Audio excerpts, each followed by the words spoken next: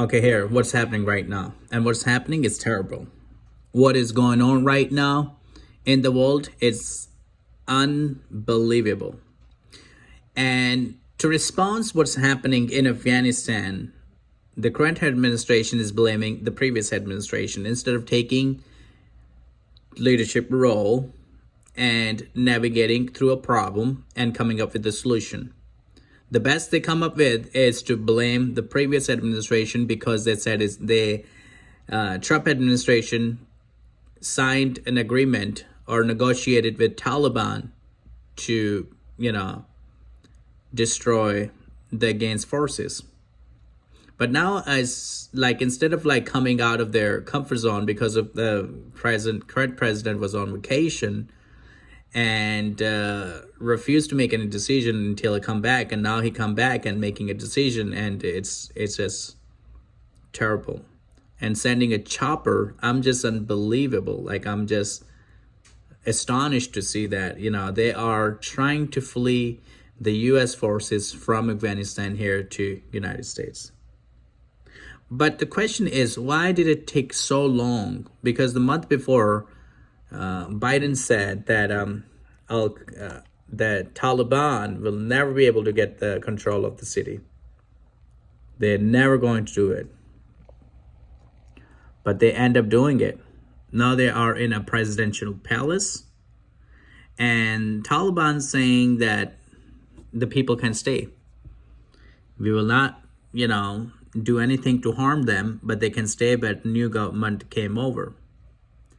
That same thing would happen in Iran back in the time, I think. That's what happened exactly. And now some people say the history repeats itself. Yeah, because Prime Minister Mossadegh, who was doing and establishing democracy in Iran, he was disposed, and then the Shah brought it back. And now Shah didn't do, much, and that's how the Khomeini government came. Long story short. But anyhow, now what's happening in Afghanistan, people are running, and I seen people are fleeing to the airport, trying to get on the planes to get, flee the country. But now the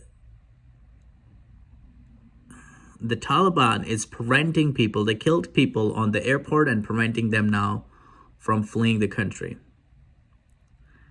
Because the president already flee, he already went away. He left the country and hiding somewhere. Don't know where he is, but he's not in Afghanistan. What's happening with the country and the people is terrible. The country is being ripped apart. The young kids and women's and young children, their whole lives at risk. And what you hear from Biden is nothing much. Just think about the pattern I was thinking about. So under the Carter administration, same thing happened in Iran. The U.S. embassy was attacked. Under the Obama administration, same thing happened to Crimea, but didn't do anything. And now under Biden, same thing happening and no action. But think about it, under Trump administration, Trump came very fast and killed the Soleimani, the guy who was plotting and planning. And he was criticized for his action. But he used the air power to taught the lesson to the U.S. enemies that U.S. is not weak, U.S. is strong. But what I'm saying, the way decisions are being made are very weak and not getting through properly. Well, this is my take on Afghanistan, but of course, the bigger part is that Afghanistan do need prayers, and also the people in Afghanistan. Afghanistan is for Jesus, and Afghanistan needs prayer. So continue to pray for Afghanistan. I hope things will work out, and also for those young children's and women's and and Christians there in Afghanistan. They need definitely our prayers.